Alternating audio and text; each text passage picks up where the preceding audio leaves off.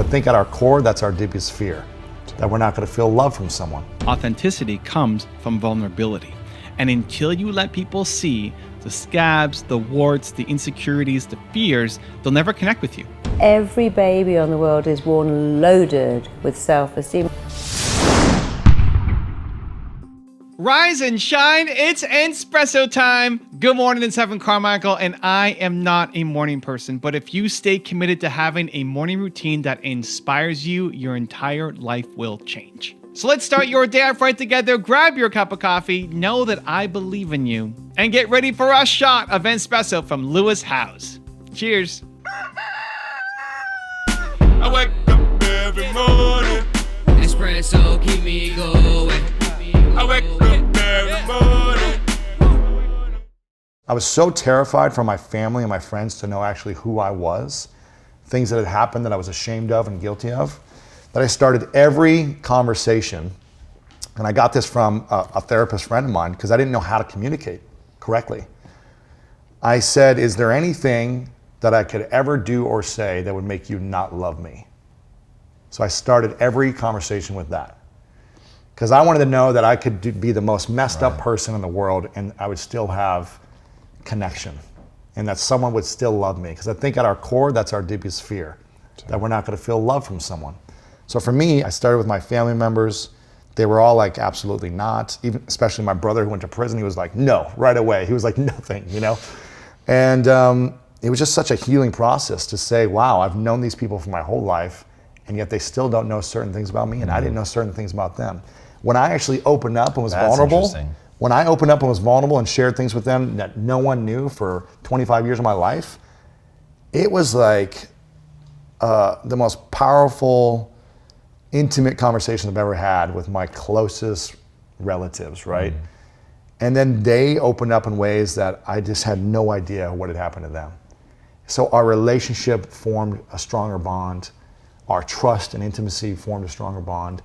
And I was able to just let go of things that I was holding on to for years, which allowed me to move forward. So I think it's starting with having those open conversations. If you can't do that, email and ask people to write down 5 things that you do well, 5 things that you could work on, just to get feedback from people.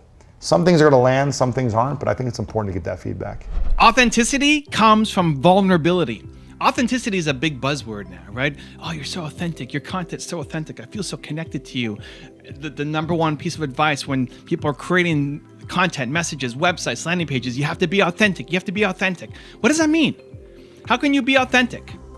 It's not from sharing what you're eating, right? Hey, I'm eating some macadamia nuts. These are awesome, by the way. But that's not really being authentic. That's showing the side that I'm comfortable sharing. That's not really authentic. Authenticity comes from vulnerability. And until you let people see the scabs, the warts, the insecurities, the fears, they'll never connect with you. And if they can't connect with you, you're just another company. And they're not going to buy your products, they're not going to buy your services, they're not going to sign up to work with you.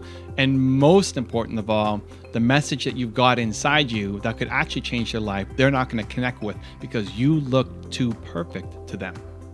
Not too long ago, I updated my website and I wanted to make a shift. I looked at everybody's websites who's in my industry, and it's all about the awards that they won and the accolades and the lives that they've changed and won this and won that and all of the great things. I wanted to change it. I shared at the very top, we made this cartoon where I shared all of the insecurities and fears that I have and what I'm trying to become. I share how when I was 3 years old, I used to hide under a desk. I share at 8 years old, my parents took me to a child psychologist because they thought something was wrong with me. I share how I quit on my first business partner and how it made me feel, how I'm an introvert and insecure and all of the things that I've gone through and still continue to struggle through. It's not just that it happened before. I still have insecurities. I still worry that I'm going to disappoint people. I'm still nervous before I get on stage in front of a big audience that I'm going to blank out and forget what I'm going to say and not bring value. My biggest fear is that I'm not going to bring value. That you would watch a video like this and it wouldn't be valuable to you. It'd be a big waste of time for you, right? That's my biggest fear, weakness, insecurity.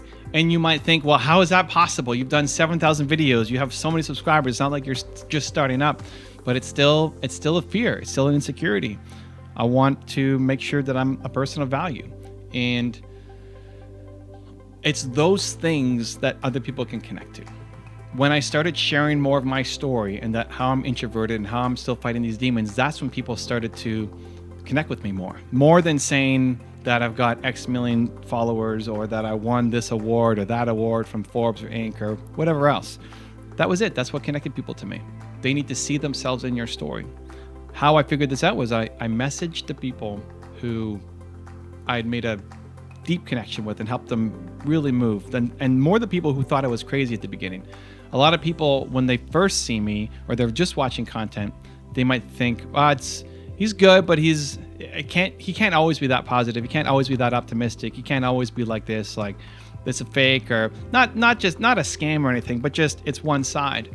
And the people who I've worked the most closely with, who I've shifted their business and shifted them as people, I asked them, well, what made the difference for you to see that this is actually how I am and that I want you to win? And they said invariably there's always some personal story about where I struggled or where I failed or I let myself down. They felt that I was human and that they could now connect to me. The fact that I messed up and shared those. And it's just counterintuitive. It's not what we're trained to see. We're trained to go on Instagram and see the perfect house and the perfect skin and the perfect teeth and the perfect hair and everything's so perfect. And we feel like we can't be that, we can't connect to that.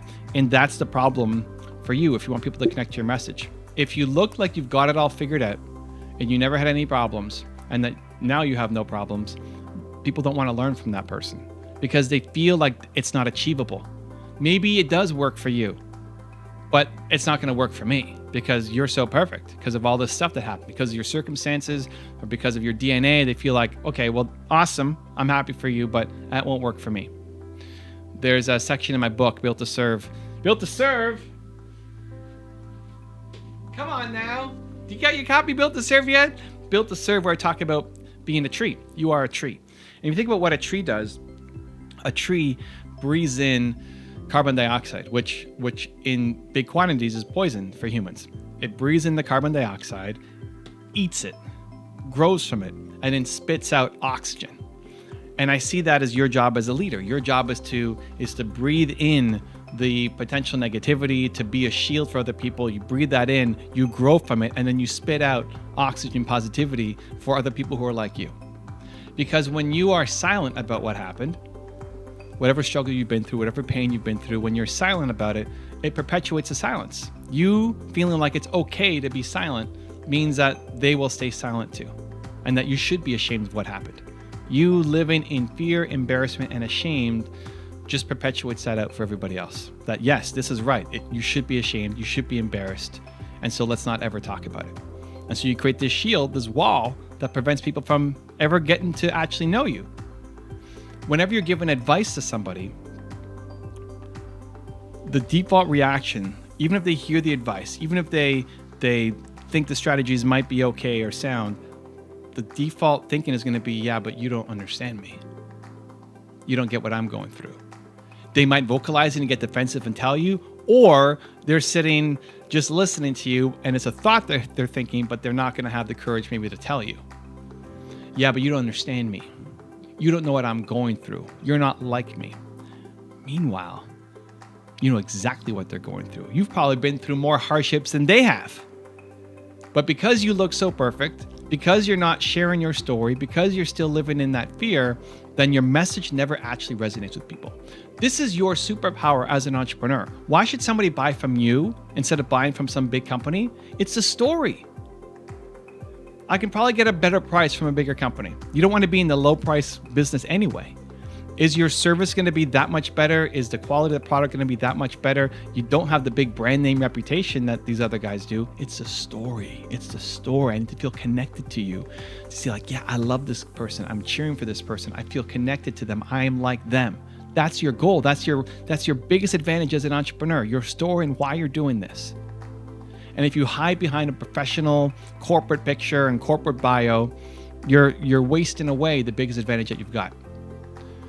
So it's summoning the courage to show what you've been through, some of the scars that you have, to open the kimono a little bit. I'm not suggesting you throw somebody under the bus. You know, if your father beat you or something when you were young. You don't have to say, my father did this, right? You can change the relationship, you can change the gender. All that matters is that you were a victim of abuse. And then how did you get up and deal with it? How did you go through it? The more you can share those vulnerabilities, the stronger you get, the less those vulnerabilities own you, and the more relatable you are. One last quick story that's coming to mind about my agent, Steve. When I broke my neck last year on tour, he asked how I was doing and asked when I was coming home. I said, I'm not coming home. And he asked about what my process was, about my daily routine and my schedule. I said, Steve, I can't do anything. I can't go to the bathroom by myself. I can't put on clothes by myself. Like Nina, my wife, was doing everything. The only thing I could do was talk. And talking was at least something that was in demand. Like the one thing that I could do, because I was on a speaking tour, I could still talk. And he said, that's crazy. Your wife does everything for you? Yep. You got to film that. What? Yeah, you got to film that. Turn that into an Instagram live. I want to see your morning routine. It's like, but I'm in my underwear. I gained a little bit of weight because I'm just stable and not moving at all. Fresh in the morning, you look terrible. And because those were the reasons why I was saying no, I had to then say yes. And so the next morning I woke up and, still all PG rated.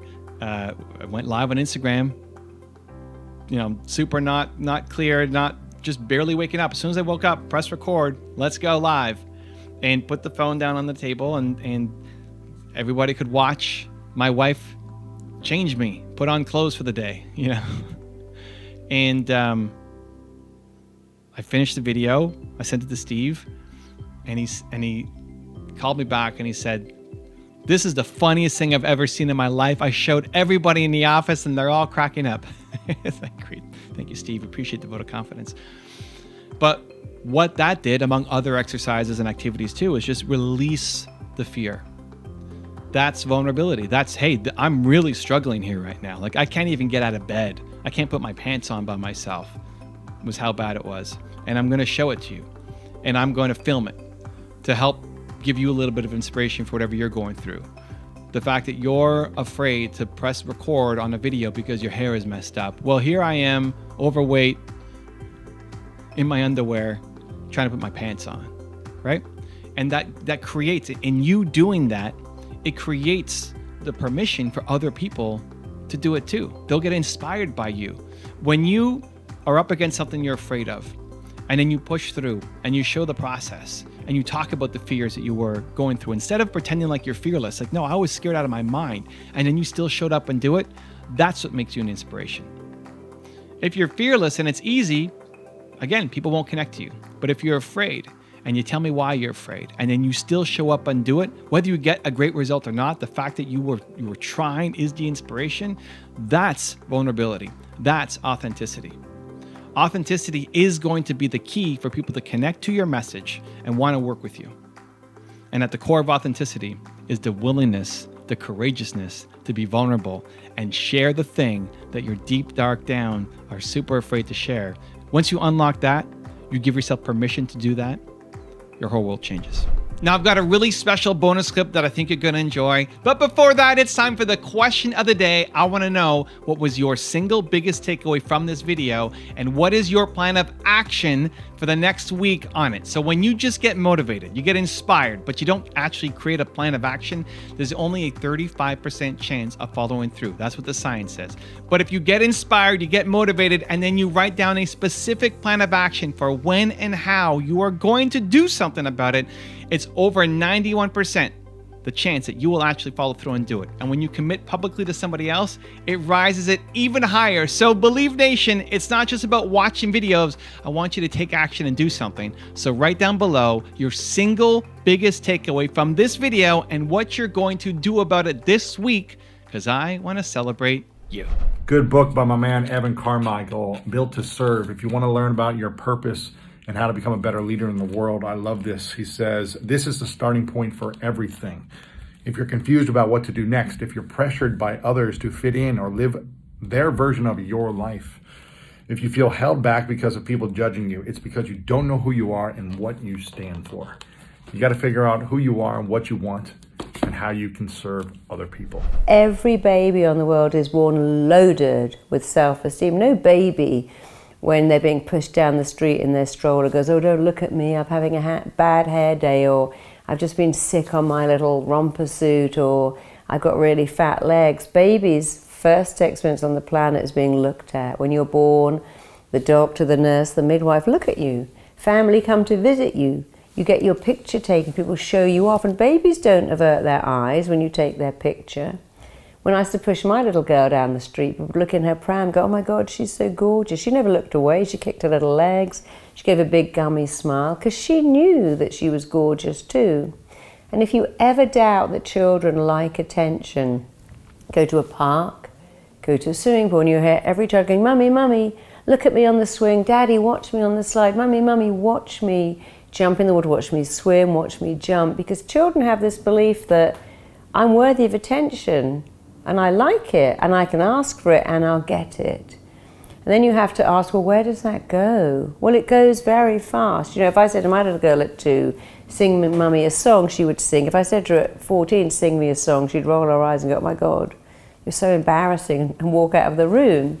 Because at a very early age, we acquire fear of being judged. It's what is called performance anxiety.